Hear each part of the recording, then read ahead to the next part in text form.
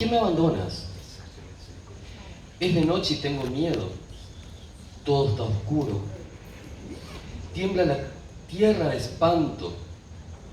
La negra nube tapa al pasar el brillo de la luna plateada. Emite un silencio escalofriante. Me recuerda cuán solo estoy y se ríe. ¿Por qué no me abrigas? Un ventarrón del sur me raspa la cara. Traspasa la pobre resistencia de mi ropa, se impregna en mi piel, recorre sin escrúpulos cada recodo de mi cuerpo, se lleva algo de mí y me vence. ¿Por qué no me dejas verte?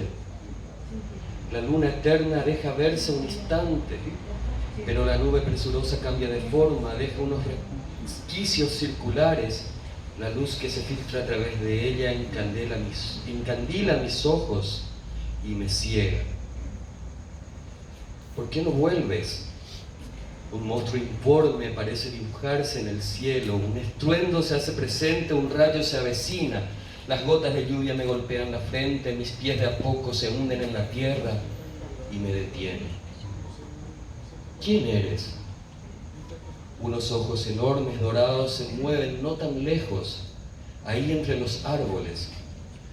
Una forma negra completa su aterradora silueta. Me mira muy fijo y se mueve. Gracias.